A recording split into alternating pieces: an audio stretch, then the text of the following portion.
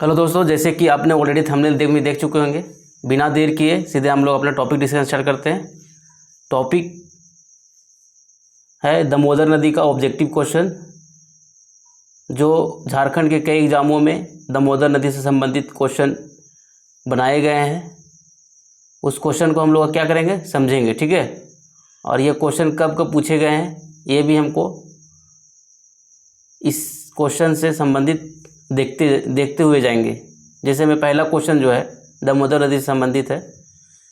यहाँ पे लिखा हुआ है पंचायत सेक्रेटरी 2018 में पूछा गया है। तो जो दामोदर नदी से पूछा गया क्वेश्चन, उसमें से हम लोग इसका पहला क्वेश्चन देखते हैं। इनमें से कौन सी नदी पलामू जिले के छोटा नागपुर पठार से निकलती है। तो ये जो क्वेश्चन पूछा गया है कि मतलब कौन सा नदी निकलती है पलामू जिले के छोटा नागपुर पठार से। तो अगर आप इससे पहले जो मेरा वीडियो दामोदर नदी से संबंधित है, अगर वो आप देख के आए हैं तो आप जो पलामू जिला में जो निकलती है और छोटा नागपुर पठार, तो उसमें हम लोग ऑप्शन देखेंगे कि पलामू जिला तो नहीं था। तो इसमें जो नदियाँ जो दिया हुआ है, पहला दामोदर नदी, दूसरा पंचायत और दूसरा बराकर और दक्षिण कोयल नदी। तो ये दक्षिण कोयल नदी रांची से निकलती है, रांची के नगड़ी गांव से निकलती है। तो ये को ऑप्शन ये राइट नहीं हो सकता है। पंचायत एक नदी नहीं है, पंचायत एक बांध है। दामोदर और बराकर नदी पर बना एक बांध है।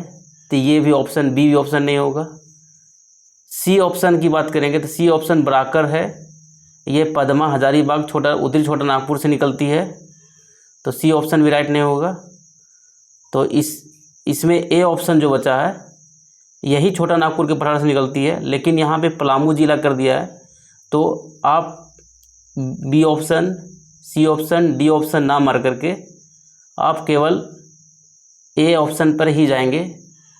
ये लास्ट आपका डिसीजन रहेगा, ठीक है। तो ए ऑप्शन आपका राइट होगा।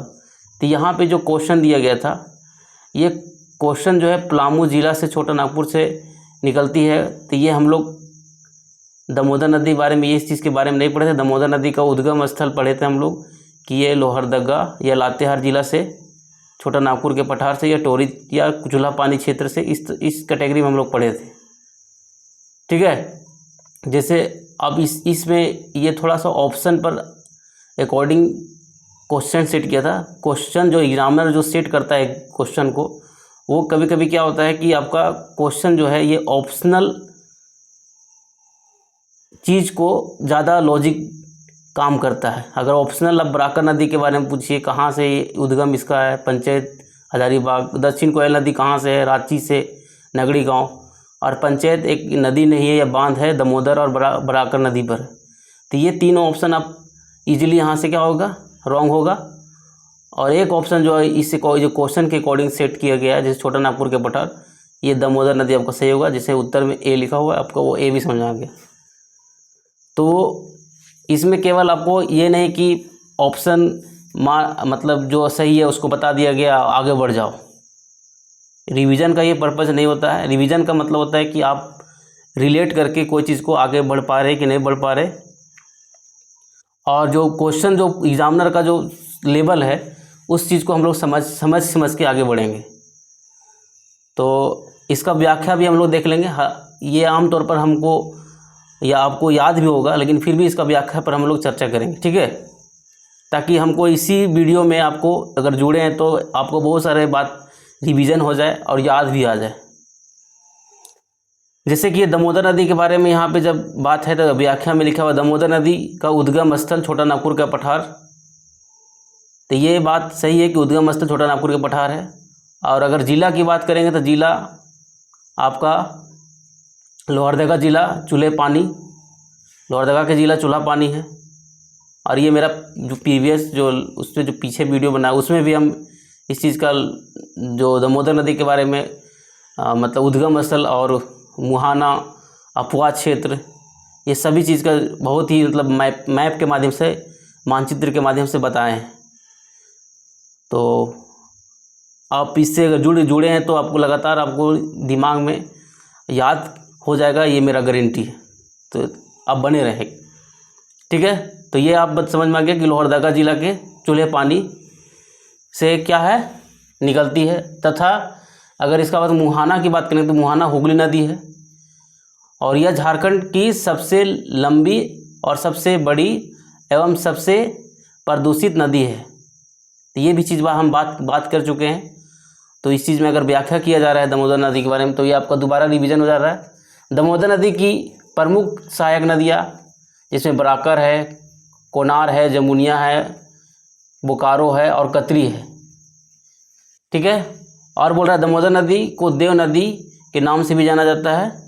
इसका अफवाह क्षेत्र हजारीबाग, चतरा, धनबाद, बोकारो, रांची, लातेहार तथा लोहरदगा और इसमें छूट रहा है आपका रामगढ़ और गिरिडीह, ठीक है।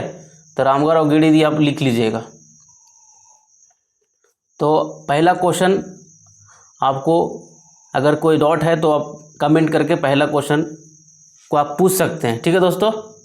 अब हम लोग चलते हैं दूसरा क्वेश्चन की ओर। दूसरा क्वेश्चन मेरा है झारखंड, पश्चिम बंगाल और बिहार से होकर प्रवाहित होने वाली दामोदर नदी से कौन सी सहायक नदी उत्पन्न होती है। तो आपको इस चीज़ सहायक नदी के बारे में पूछा है, कौन सी सहायक नदी उत्पन्न होती है, दामोदर नदी के कौन सी सहायक नदी उत्पन्न होती है। तो आप सहायक नदियाँ के बारे में इससे पहले भी हम लोग जिक्र किए थे कि सहायक नदियाँ बराकर है, कोनार है, जमुनिया है, बोकारो है और कतरी है। तो ये ऑप्शन में आपको कहाँ दिख रहा है सहायक नदियाँ? कृष्णा नदी तो नहीं है इसका सहायक नदियाँ, महानदी लिखा हुआ है, ये तो नहीं हो सकता है। सी ऑप्शन है, सी ऑप्शन भी आपका नहीं हो, सी ऑप्शन बोकारो नदी ये हो सकता है, वैगाई नदी ये नहीं हो सकता। और ये क्वेश्चन पूछा हुआ है पीजीटी 2023 में पूछा हुआ है, यानी कि क्वेश्चन जो लेवल इसमें एक क्वेश्चन का जो लेवल है ये तो सी ऑप्शन राइट होगा सहायक नदियाँ। ये इसी क्वेश्चन को अगर ये इस तरह पूछता है दामोदर नदी के कौन सी सहायक नदी है तो कोई दिक्कत नहीं था। लेकिन ये देखिए ये क्वेश्चन को क्या कर रहा है, आपको कंफ्यूजन क्रिएट बना रहा है कि आप कंफ्यूजन हो जाए। झारखंड, पश्चिम बंगाल और बिहार से होकर प्रवाहित होने वाली दामोदर नदी कौन सी सहायक नदियाँ उत्पन्न होती है। तो बताइए ये इतना सारा घुमा के जो क्वेश्चन दिया है, झारखंड है ना, पश्चिम बंगाल और बिहार,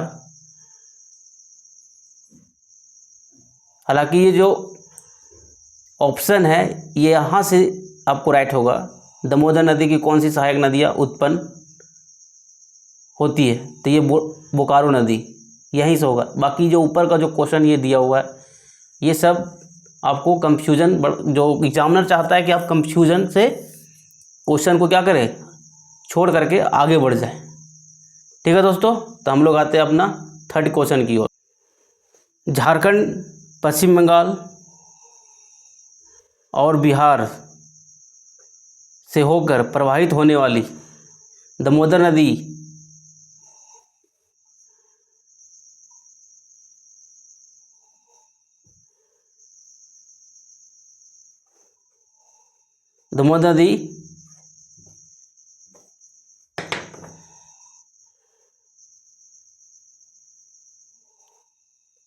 किस सहायक नदी का उद्गम स्थल है। तो ये क्वेश्चन जो पूछा गया है पीजीटी 2023 में पूछा गया है और इसमें जो है अबर का किया है कि दामोदर नदी की सहायक नदी उद्गम स्थान पूछा गया है। तो इसका अभी इसमें केवल जो सहायक नदियां हैं वो आपको याद करना था, बराकर, कोनार, जमुनिया, बोकारो और कतरी।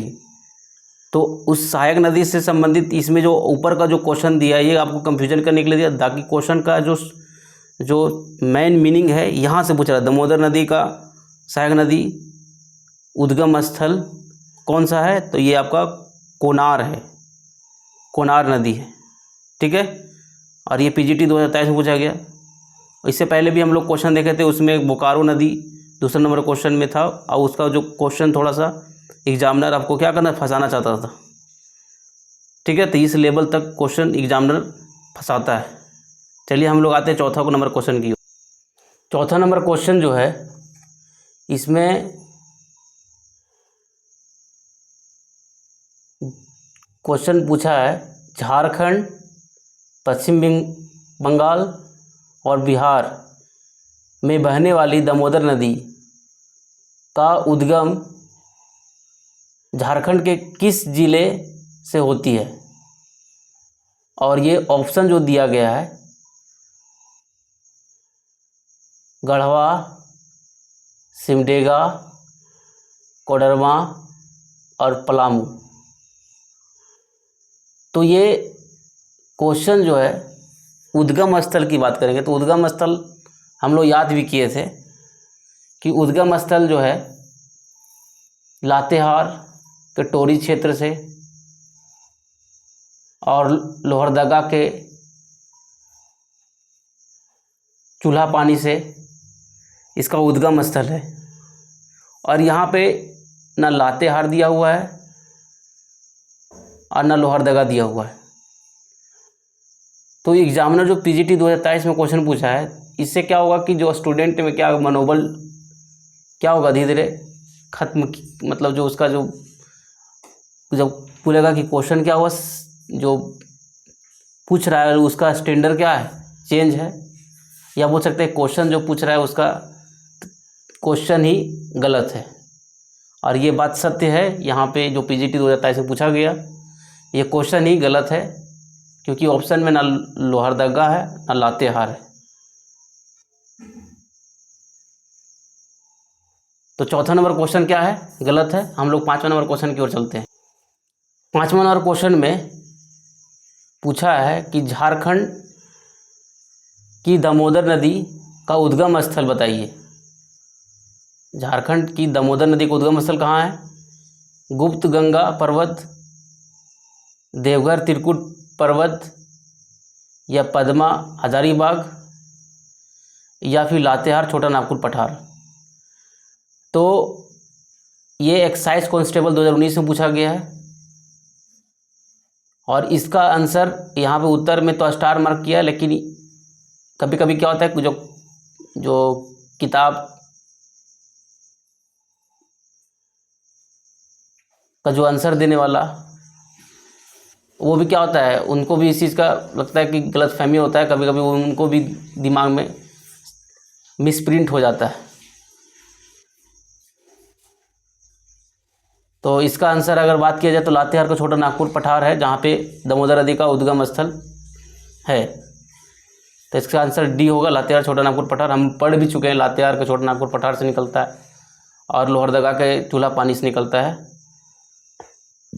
अब हम लोग चलते हैं छठा नंबर क्वेश्चन की ओर चलते हैं। छठा नंबर क्वेश्चन बोलता है झारखंड से बहने वाली दामोदर नदी को क्या कहा जाता है। तो उसका हम लोग उपनाम भी पढ़े थे। उपनाम में पढ़े थे कि बंगाल का शोक कहा जाता है और देव नदी भी कहा जाता है।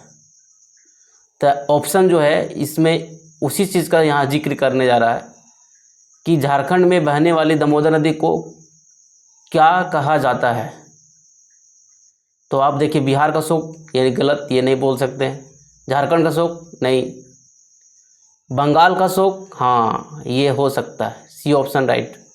इनमें से कोई नहीं, एक तो है, तो हम इनमें से कोई नहीं, तो ऐसा बात नहीं है। ये आपका सी जो है ये बंगाल का शोक है, ये इस नाम से भी हम लोग दामोदर नदी को जानते हैं। अगर व्याख्या यहाँ दिया हुआ है तो व्याख्या दे करके हम अपने आप को रिवीजन भी करेंगे और समझेंगे। दामोदर नदी झारखंड की सबसे प्रमुख नदी है, जो दरार या भ्रंश घाटी से होकर प्रवाहित होती है। यानी कि दामोदर नदी का उद्गम स्थल कहाँ है? उद्गम स्थल दरार और भ्रंश घाटी, यानी कि जो पर्वत है और भ्रंश घाटी मतलब जो धसा हुआ घाटी से निकलते हुए आती है, यानी भ्रंश घाटी समझ में आ गया आपको, प्रवाहित होती है। दामोदर नदी का दामोदा के रूप में भी जाना जाता है। दामू का अर्थ पवित्र अर्थ और दा का अर्थ होता है जल। दामोदर नदी का पहले बाढ़ भी विभीषिक के कारण काफ़ी भयानक या काफ़ी भयंकर नदी थी, जिसके कारण इसे बंगाल का शोक नदी से भी जाना जाता है। अब ये इसमें ये कहना चाहता है कि जब दामोदर नदी भ्रंश घाटी और दरार से बीच से जब बहती थी तो उसमें क्या होता था, उसका बहाव जो बहुत तेज़ होता था और ये पश्चिम बंगाल के हुगली नदी में जाके मिलती थी। तो जब मिलती थी तो इसमें भ्रंश घाटी से निकलती तो उसका जो पानी का बहाव क्या होता था कि सीधे मार्ग में ही चलती थी, और जब सीधा मार्ग चलती थी उसका जो रफ्तार स्पीड ज़्यादा होता था, क्योंकि उसका जो पानी का जो भ्रंश घाटी होती है, जहाँ इस साइड जा सकता है ना इस साइड जा सकता है, क्योंकि दोनों पट क्या होता है, पठार क्षेत्र होने की वजह से पानी का जो लेवल स्तर जो है बहुत तेज़ी से जाता था, जिस कारण से बंगाल में तबाही लाता था और बंगाल के लोग इनको दामोदर नदी का क्या बोला गया, बंगाल का शोक के नाम से जाना गया। तो ये व्याख्या में कुछ त्रुटियां हैं, और जो आप बताएं आपका अपना स्तर से जो व्याख्या, ये व्याख्या आपके लिए सूटेबल है। चलिए हम लोग ये 6 नंबर क्वेश्चन को डील कर लिए। अब हम लोग ये पीजीटी क्वेश्चन 2012 में पूछा गया क्वेश्चन है, तो ये भी पूछता है कि आप देखिए कि दामोदर नदी को किस नाम से जाता है, तो आप देव नदी भी बोल सकते हैं और बंगाल का शोक भी बोल सकते हैं। तो ये वाला भी क्वेश्चन आप इम्पोर्टेंस मानिए। चलिए 7 नंबर क्वेश्चन के चलते। 7 नंबर क्वेश्चन बोलता है, निम्नलिखित या निम्न में से किस नदी को शोक की नदी भी कहा जाता है? तो अभी हम लोग जस्ट ऊपर पढ़े थे, दामोदर नदी ही हो सकता है जिसे हम लोग बंगाल का शोक कहते हैं। उत्तर कोयल नदी तो है नहीं, दामोदर नदी भी ऑप्शन राइट होगा। औरंगा नदी तो नहीं होगा, ना अमृत नदी होगा। ये रेवेन्यू स्टाफ जिसमें मेंस में 2017 में पूछा गया क्वेश्चन है। तो ये क्वेश्चन का लेवल देखिए, शोक लिख दिया और आपसे पूछ रहा है कि किस नदी को नाम से जाना जाता है। तो ये दामोदर नदी का है शोक, दामोदर नदी को ही हम लोग क्या कहते हैं, कहा जाता है। तो ये ऑप्शन आपका बी यहाँ राइट हो गया। चलिए हम लोग आते हैं 8 नंबर क्वेश्चन। 8वां क्वेश्चन में पूछता है, भ्रांसित अवसादित कोयला धारण बेसिन का संबंध झारखंड में इन नदियों में से किस नदी से जुड़ा है? तो ऑप्शन दिया हुआ है, चिनाब नदी, सतलज नदी, दामोदर नदी, महानंदा इसको बोलते हैं, या महानदी लिख दिया इसमें, ठीक है। और ये पीजीटी 2023 में पूछा गया है। तो ये चिनाब इसमें पूछा हुआ है, भ्रंश अवसादित कोयला धारण बेसिन। तो जो कोयला धारण बेसिन जो है, ये कोयला धारण बेसिन की बात किया जाए, भ्रंश अवसादित कोयला धारण बेसिन, ये ज़्यादा दामोदर नदी को ही कोयला धारण बेसिन के नाम से जाना जाता है। और जो दामोदर नदी में ही ज़्यादा कोयला का भंडारण है। तो अगर बोला जाए कि कोयला धारण बेसिन या भ्रांसी अवसादित कोयला धारण बेसिन किसे कहा गया, कौन सा नदी है, तो दामोदर नदी है। और बाकी आगे देखते हैं, इसमें जो व्याख्या दिया गया इसको भी हम लोग समझते हैं। दामोदर घाटी कोयला के समृद्ध है। इस देश में कुकिंग कोल का प्रमुख केंद्र माना जाता है। यानी कि जो दामोदर नदी है, इसे क्या है, देश में इस क्षेत्र को, है ना, या फिर इसे हम लोग क्या कहते हैं, कुकिंग कोल का प्रमुख केंद्र माना जाता है। किसको? दामोदर घाटी कोयले के। समृद्ध को, ठीक है। और अगर बात किया जाए इसका जो कितना वर्ग किलोमीटर में है तो 2883 वर्ग किलोमीटर में है। और इसको अगर मील में बोलेंगे तो 1113 वर्ग मील में है। क्या है? फैला हुआ केंद्र बेसिन है, में विशाल भंडार पाए जाते हैं। बेसिन का महत्वपूर्ण कोयला क्षेत्र झरिया। अब जो दामोदर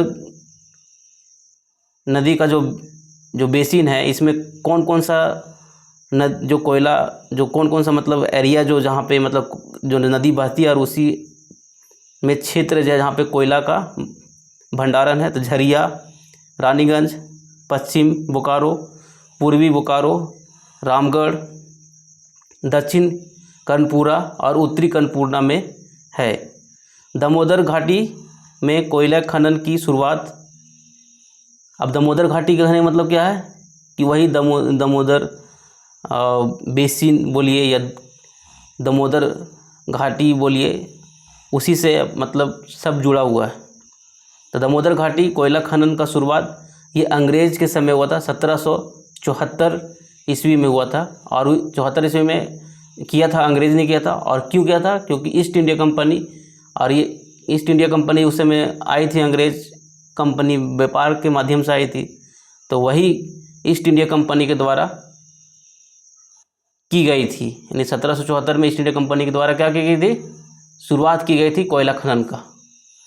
तो ये आपका 8वां नंबर क्वेश्चन आपको यहाँ से ऑप्शन के साथ साथ आपको इसका जो लॉजिकल जो थिंकिंग है आप सोच पा रहे होंगे।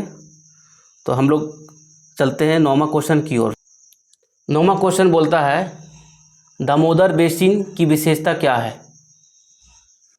तो दामोदर बेसिन का विशेषता है कि फॉल्ट लाइन या लाइनें बोला गया है। तो फॉल्ट लाइन दामोदर नदी में है और अवसादी चट्टानें ये भी है और सघन कोयला ये भी है। यानी विकल्पों में सभी ये सभी होगा। तो हम तो ऑप्शन डी मारे और यहाँ पे ऑलरेडी उत्तर आपको डी समझ में आ रहा होगा। तो आप बोलिएगा कि आप मार तो दिए, आप आगे जा नहीं सकते हैं, इसको आप पहले इसको समझाइए कि ऑप्शन ए क्यों है। तो फॉल्ट लाइनें वैसे उसे कहते हैं जिसमें ज़्यादातर जैसे जो प्लेट होते हैं एक दूसरे क्या करते हैं, दरार पड़ते हैं, और दरार की वजह से वहाँ पे क्या होता है, एक दूसरे मतलब एक दरार की वजह से मतलब उसमें बहुत सारे मतलब खनिज संपदा से क्या होता है, भरा होता है।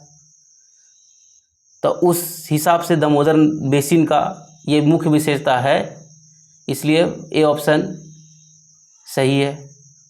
दूसरा, अवसादी चट्टानें वैसे चट्टानें होते हैं जिनमें बहुत सारे तत्व पाए जाते हैं, और जब तत्व पाए जाते हैं, जैसे में यहाँ पे चूना पत्थर की बात किया जाए, अब्रक की बात किया जाए, बॉक्साइट की बात, चूना पत्थर हो गया, चीनी, बैराइट, आयरन स्टोन, ये सब जब पाए जाते हैं तो ये अवसादी चट्टानें कहलाते हैं। और सघन कोयले, ये तो कोयला तो दामोदर बेसिन में पाया ही जाता है। तो यानी ए ऑप्शन, बी ऑप्शन और सी ऑप्शन, ये तीनों ऑप्शन सही है दामोदर बेसिन की विशेषता के एक हिसाब मतलब अनुसार से। तो हम डी ऑप्शन को क्या कर सकते हैं, राइट मार सकते हैं। और ये पीजीटी 2023 में क्वेश्चन पूछा गया है। और इसका हम व्याख्या के बारे में बात करते हैं। व्याख्या क्या है, दामोदर बेसिन के बारे में हम लोग समझते हैं कि भूविज्ञानिक की विशेषता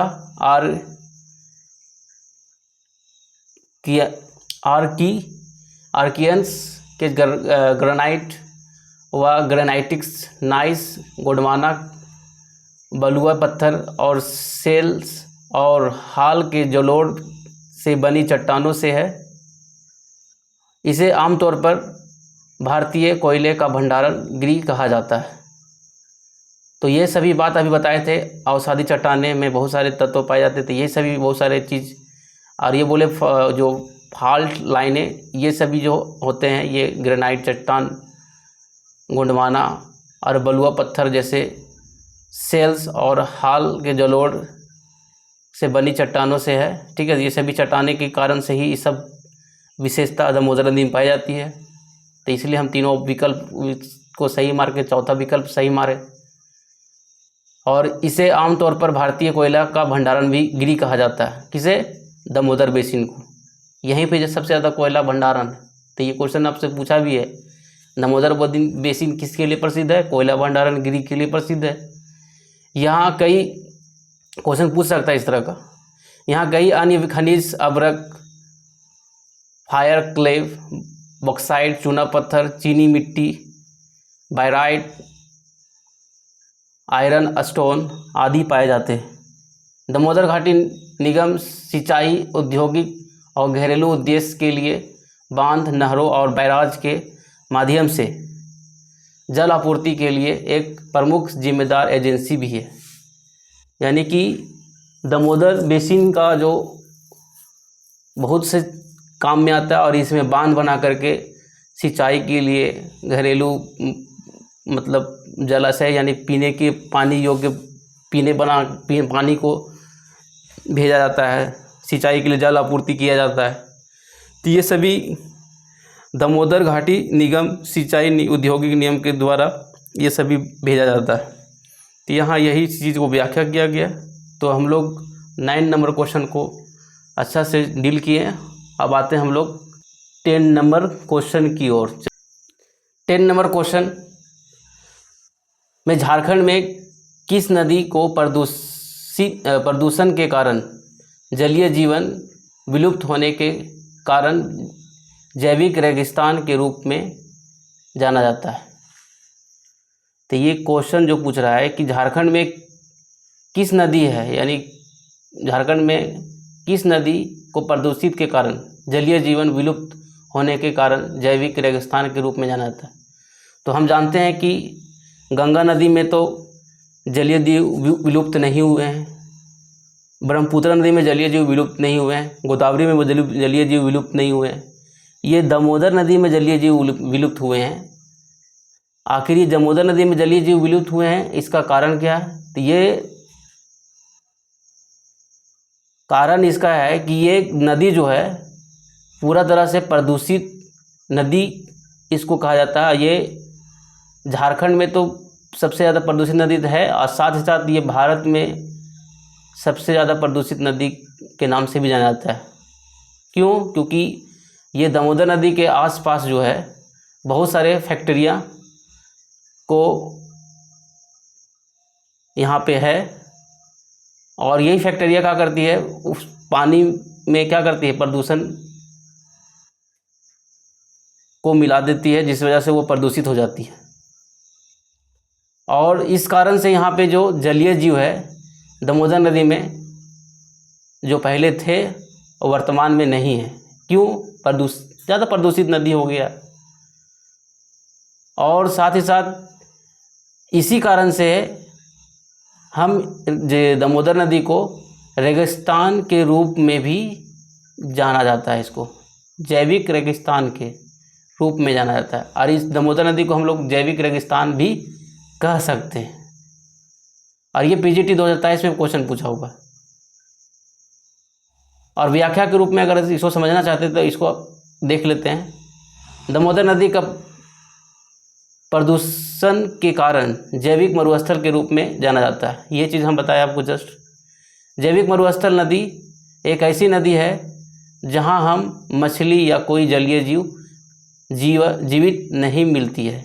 यानी कि जैविक मरुस्थल पानी तो है लेकिन वहाँ पे जलीय जीव या कोई मछली वहाँ पे नहीं मिलती है। वैसे स्थान को हम लोग जैविक मरुस्थल या जैविक मरुस्थल नदी को भी हम कह सकते हैं। और ये ऑप्शन में यही क्वेश्चन पूछा, जैविक के रूप में यानी जैविक रेगिस्तान के रूप में या जैविक मरुस्थल के रूप में किसे कहते हैं, जहाँ पे पानी तो है लेकिन वहाँ पे मछली या कोई जलीय जीव को जीवित नहीं मिलता वहाँ पे। तो यह है दामोदर नदी। आगे पर प्रदूषण मुख्य रूप से इन क्षेत्र में और इसके आसपास खनन और औद्योगिक गतिविधियों के कारण होती है। यानी कि जो प्रदूषण जो हुआ है मुख्य रूप से जो दामोदर नदी में, ये किस कारण हुआ है? तो आसपास के खनन और औद्योगिक गतिविधियां के कारण हुआ है।